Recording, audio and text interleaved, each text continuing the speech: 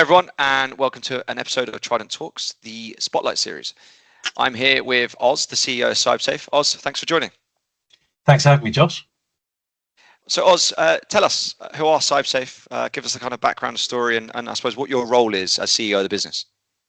So CybSafe, we're a human risk management platform. We help organizations measure, understand, and reduce human risk that relates to their workforce. So most organizations recognize that the human aspect of cybersecurity is important, but they try to train their way out of it, or maybe even trick their people through phishing simulations, hoping that that will make people more effective and help people be more vigilant. But the truth is that knowledge and understanding and behavior change aren't quite as linked as people think.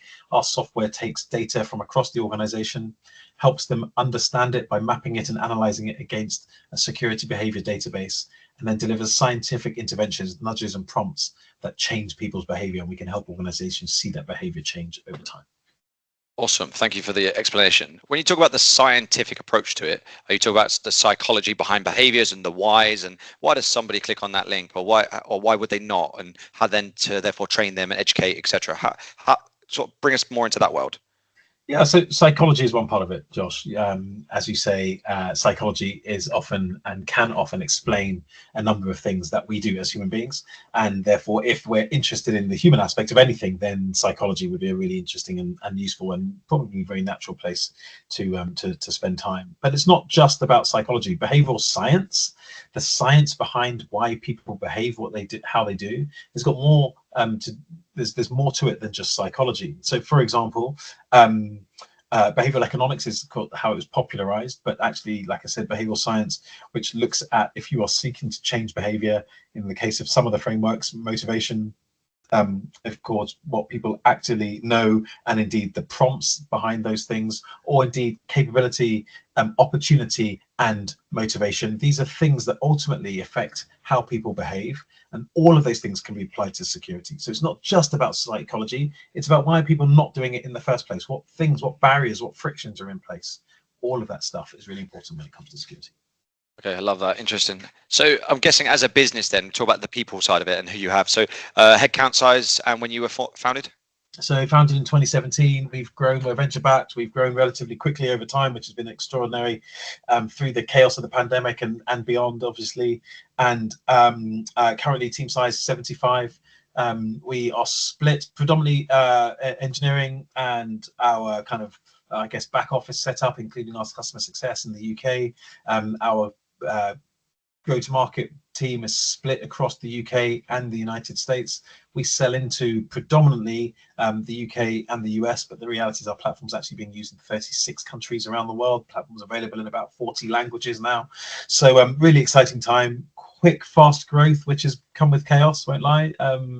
Lots and lots of stuff wrong, but hopefully getting more right than we are wrong. Yeah, I love that. Awesome.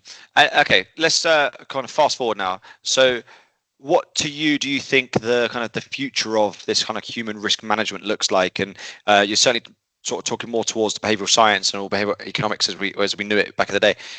Less so the hey, sit and click on this training platform or we'll try and catch you out and who's going to actually click on the link. I'm sure that's encompassed somewhere. But what is the future to you guys, and what are you kind of all planning for in the future, and kind of and I suppose you guys will be so involved in it?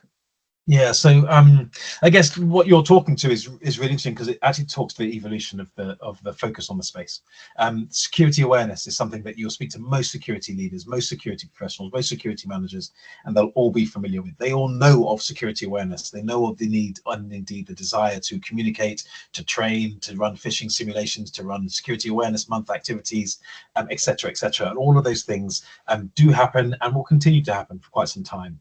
However, that's just a really small subset of what an organization might do in order to address risk, and it's not always as effective. If you want to raise awareness, if you want to increase knowledge and understanding, then of course focus on security awareness. If you want to influence and change behavior, if you want to measure whether you're changing behavior, if you want to improve the security culture, which is the values, the attitudes and beliefs, and measure whether what you're doing is working, then you need to adopt a human risk management approach. And so the human risk management space is the evolution of that says, what data do we have that we can use to help us be sure that we're influencing people in the way that we want to influence them? And what does the scientific evidence base suggest will be a most effective intervention for Josh in an organization like this, facing this challenge, looking at this risk with a profile like that, versus Oz, who's in an organization like this, facing this challenge with a profile like this.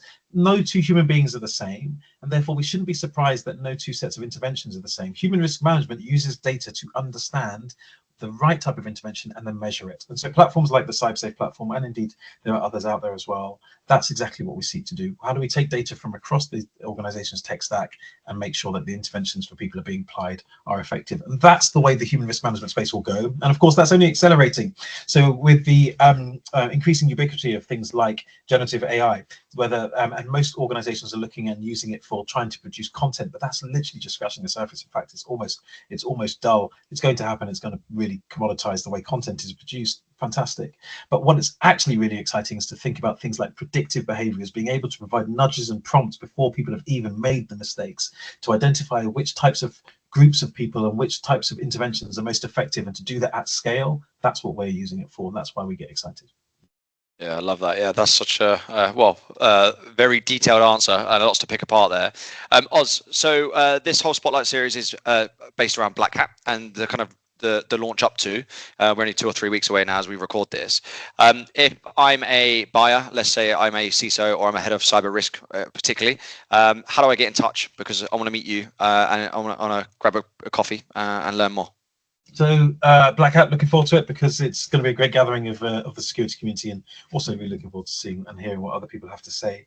And I'm looking forward to meeting people there. So please, if you are a security leader, or indeed anybody for that matter, and you want to meet at Black Hat, just reach out to me. I'm accessible either on LinkedIn. You can certainly visit our website and just fill out one of the number of forms you'll find on the website, www.cybsafe.com.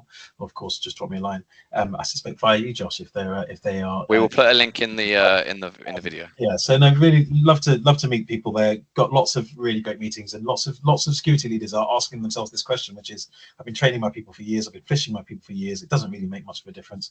What do I actually do to reduce risk, and how can I demonstrate? Can I get something that proves to me that people's behaviors are changing? And that's the CybSafe platform. Love it. Oz, see you there. See you there.